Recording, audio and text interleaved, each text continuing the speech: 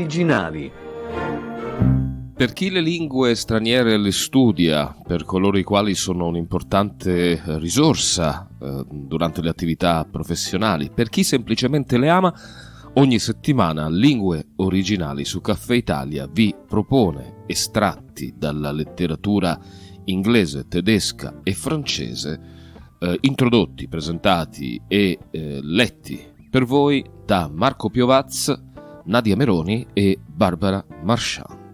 Per quanto riguarda la lingua inglese, con Marco Piovaz, nel corso di questo ciclo di trasmissioni, abbiamo conosciuto Alan Bennett, scrittore, commediografo, anche attore inglese, il quale con Talking Heads ha conquistato il consenso del grande pubblico britannico perché la BBC decise negli anni '80 di portare in televisione questa raccolta di monologhi. Quest'oggi per voi la terza parte di Nights in the Garden of Spain, le notti nel giardino di Spagna. Terza parte, vi ricordo le precedenti, come tutte le puntate di Lingue Originali in lingua inglese, ma anche in lingua francese e tedesca, le trovate su Spotify e sul canale YouTube di Caffè Italia.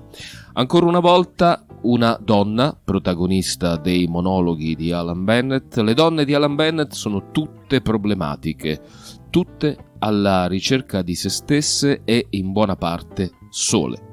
E allora, terza e ultima parte di Nights in the Garden of Spain di Alan Bennett dalla raccolta Talking Heads. La voce è quella di Marco Piovaz.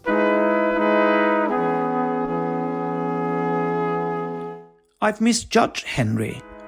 Got him quite wrong. 30 years of marriage, and you think you've got somebody all weighed up. But no, he's lost half a stone while the case has been going on, and never set foot in the office. I thought, well, you're a better person than I ever thought you were.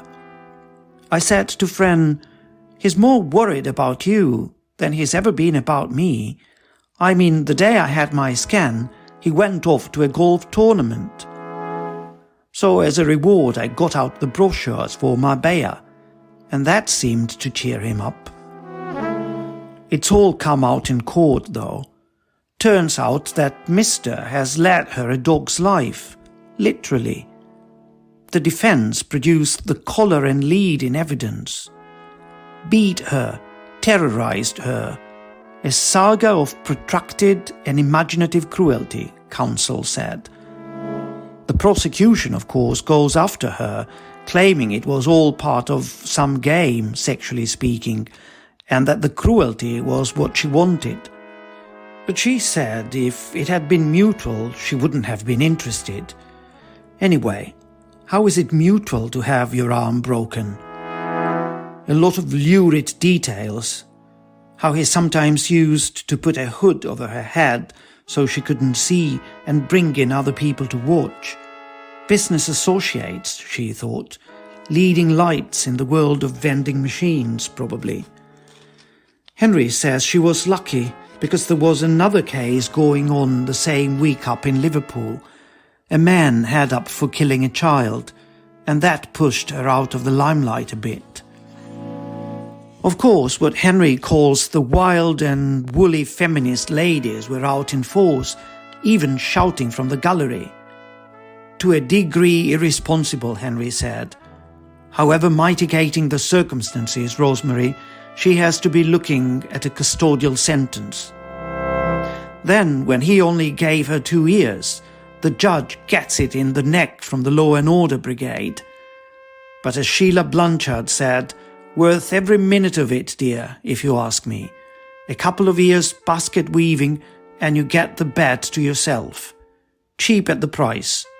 I just wish I had a gun. As it is, I'm pinning my hopes on his prostate. I can't go and see her so often now she's convicted, and Henry doesn't know I go at all. Well, I've never had a best friend, the sort you can tell everything to. Never had one, never been one, even when I was a girl. Not the type, I suppose. And no secrets to tell either. And with not having children, I wasn't a member of that club either. She's in Rissington, the other side of York. It's one of these modern places. Looks like a business park or an out-of-town shopping centre.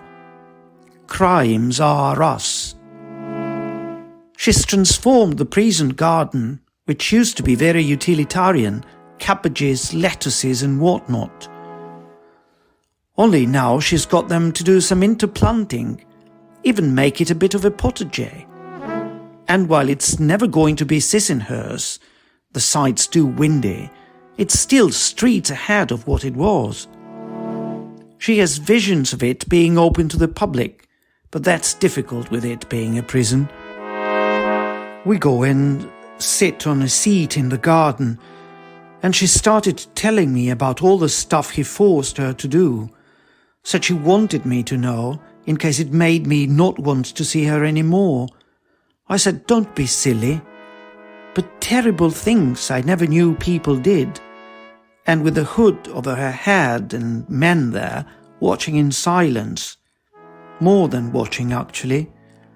One of them who had a funny habit, and I knew what she was going to say the second before she said it. A funny habit of whistling under his breath. Of course, a lot of people do that.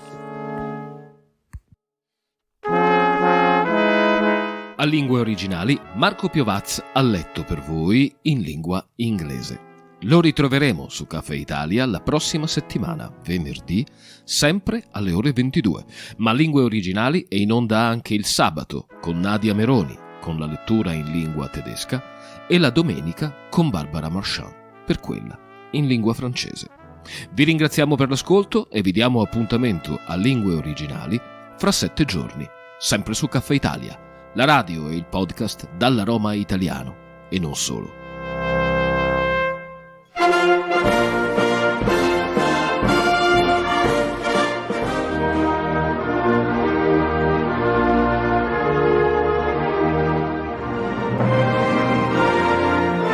Lingue Originali.